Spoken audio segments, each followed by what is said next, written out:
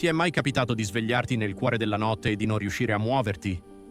Sei sveglio? Lo sai benissimo. Vedi la stanza? Riconosci il soffitto? Magari senti anche un rumore lontano fuori dalla finestra. Ma il tuo corpo no. Il tuo corpo è spento. Non riesci a muovere un braccio, non riesci a girare la testa e se provi a urlare non esce niente, neanche un filo di voce. E poi c'è quel peso, sul petto. Come se qualcuno fosse seduto lì, sopra di te, e ti stesse schiacciando piano piano, mentre tu resti lì, immobile, a guardare il soffitto e a pregare che finisca. Se questo ti è già successo, sai esattamente di cosa sto parlando. E se non ti è mai successo, fidati, è una delle sensazioni più terrificanti che un essere umano possa provare. In Sardegna, da sempre, questa cosa ha un nome, anzi, ne ha tanti, perché ogni paese lo chiamava un po' a modo suo. C'è chi lo chiamava ammuntadore, chi ammutadori, chi muntadori, chi ancora sugariatore. Nomi diversi, paesi diversi, valli diverse, magari senza nemmeno conoscersi tra loro. Ma la cosa incredibile è che la descrizione era sempre la stessa, identica, in ogni angolo dell'isola. E questo, te lo dico subito, è il primo dettaglio che mi ha fatto pensare. Perché quando tante persone diverse che non si sono mai parlate descrivono la stessa identica esperienza nello stesso identico modo, beh, qualcosa di vero, in quella storia c'è di sicuro. La domanda è solo cosa? Oggi ti porto dentro questa leggenda. Non è una storia per spaventarti e basta. È una storia che parte da un incubo antico quanto la Sardegna stessa, attraversa preghiere segrete tramandate di nonna in nipote, tocca un luogo sacro a pochi chilometri da casa mia e arriva fino alla scienza moderna. E come quasi sempre succede su questo canale, la verità è più interessante della leggenda, a volte anche un po' più inquietante. Ma chi era Sammuntadori? Allora partiamo dall'inizio. Cos'è esattamente Sammuntadori? Nei racconti dei vecchi era descritto come un demone della notte. Non aveva una forma fissa, cambiava aspetto a seconda di chi lo incontrava. C'era chi diceva di averlo visto come una vecchia strega, chi come uno scheletro, chi come una nuvola di vapore scuro, chi ancora come una persona con il volto coperto di sangue, o semplicemente impossibile da distinguere bene nel buio. Quello che restava sempre uguale, però, era il modo in cui agiva. Aspettava che ti addormentassi, e poi, nel momento esatto in cui stai per scivolare nel sonno, o magari proprio mentre ti stai svegliando, lui arrivava. Si sedeva sul petto, e da lì cominciava il tormento. Il respiro che si fa pesante, il cuore che batte forte, il corpo completamente bloccato e tu, sveglio dentro, terrorizzato, senza nessuna possibilità di muoverti o di chiamare aiuto. C'è una testimonianza che ho trovato, raccontata in prima persona, che descrive proprio questo. Si sveglia disteso sulla schiena e vede chiaramente una sagoma umana sopra di lui, con quelle che sembrano mani, premuta sul petto, che lo tiene fermo. Lui dice di essere rimasto terrorizzato e che ci è voluto un tempo lunghissimo, fatto di sforzi piccolissimi, prima di riuscire anche solo a muovere un dito. E nel momento in cui finalmente si è mosso, la sagoma è sparita. Ora, pensa a chi viveva in Sardegna secoli fa. Pensa ai pastori che passavano le noti fuori, all'aperto, magari all'ombra di un albero, da soli con le pecore. Immagina la paura di addormentarti lì, sapendo che potresti essere il prossimo bersaglio di questa presenza.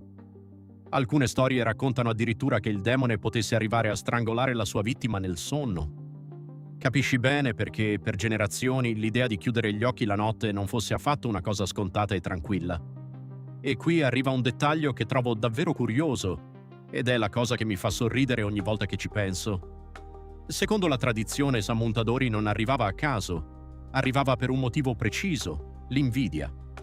Qualcuno da qualche parte ti invidiava, e quell'invidia, quel sentimento negativo, in qualche modo chiamava il demone, lo attirava verso di te. Pensaci un attimo. In un piccolo paese sardo di 200 anni fa, dove tutti si conoscevano, dove magari un vicino ti guardava storto perché il tuo gregge era più grosso del suo, o tua figlia era più bella, o il tuo raccolto era andato meglio. Ecco, quella tensione, quel sospetto verso il vicino diventava una vera e propria spiegazione per qualcosa che oggi chiameremmo semplicemente un brutto risveglio nel cuore della notte. Non era solo un demone. Era anche un modo per dare un nome alla diffidenza, alla gelosia, ai rapporti difficili dentro una comunità piccola e chiusa. Una leggenda che in fondo parlava anche di noi, delle persone, più che del mostro stesso. Il resto falliva.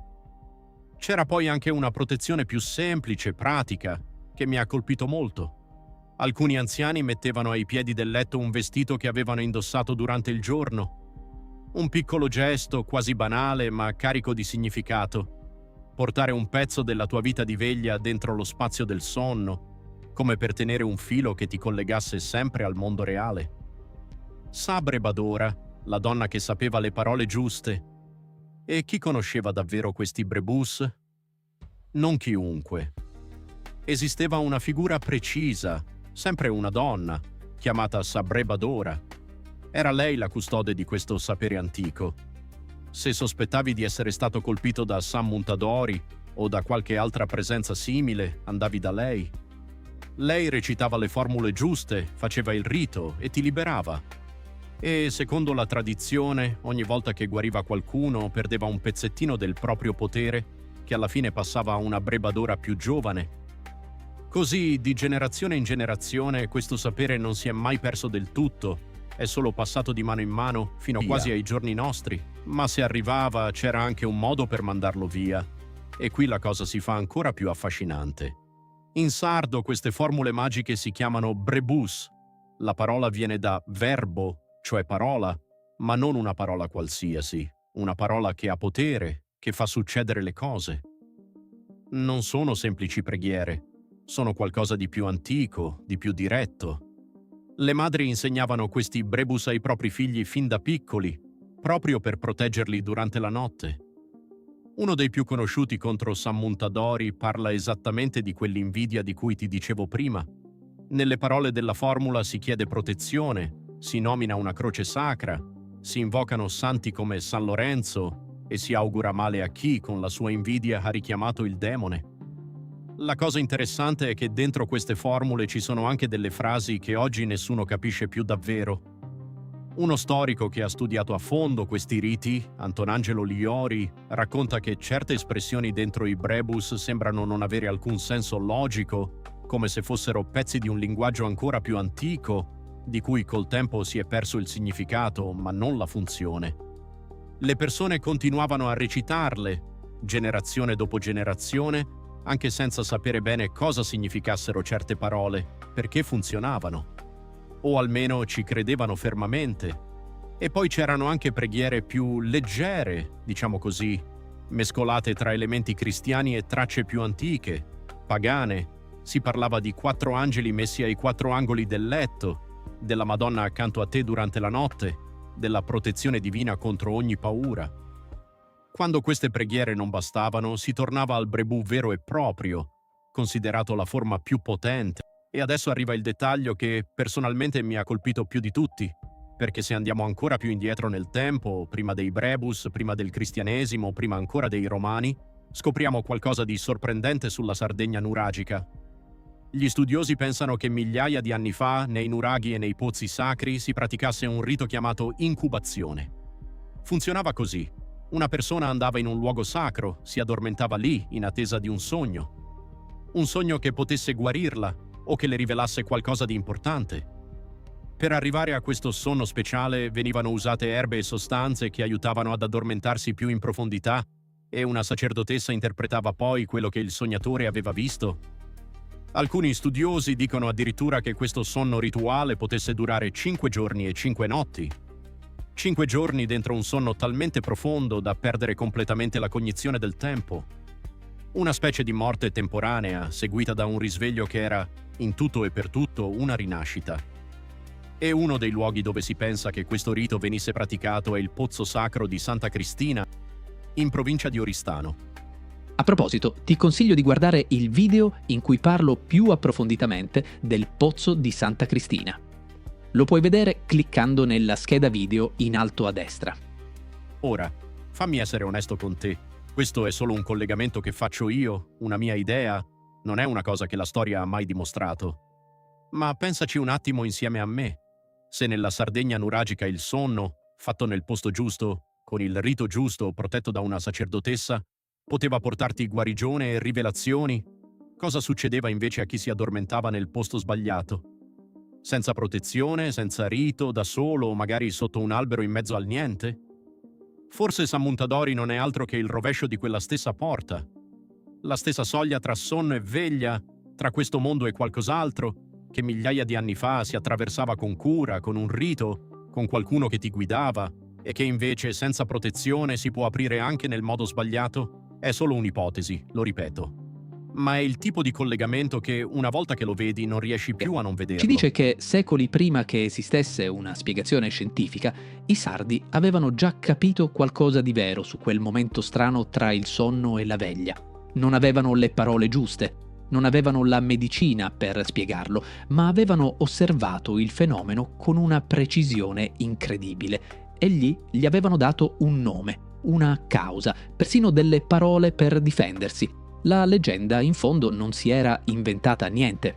Aveva solo raccontato con il linguaggio che aveva a disposizione qualcosa che il corpo umano fa davvero in tutto il mondo, da sempre. E forse è proprio questo il punto più inquietante di tutta la vicenda. Non il mostro, non la sagoma scura, non il peso sul petto, ma il fatto che quella sensazione di terrore, quella paralisi, quella presenza che senti accanto a te nel buio, è reale, non nel senso che esiste un demone, ma nel senso che il tuo corpo in quel momento te la fa vivere esattamente come se fosse reale. La scienza ti spiega il come, ma non ti spiega del tutto il perché culture diverse, lontanissime tra loro, abbiano descritto questa esperienza quasi con le stesse identiche parole. E forse, in fondo, è giusto così. Alcune domande restano aperte. E forse è proprio lì, in quella domanda senza risposta, che la leggenda continua a vivere. Se ti è capitato di vivere qualcosa di simile, raccontamelo nei commenti. Voglio sapere come l'hai vissuto tu e se anche nella tua famiglia c'era qualcuno che conosceva qualche formula, qualche rimedio, qualche storia su questo. Ci sentiamo nel prossimo video.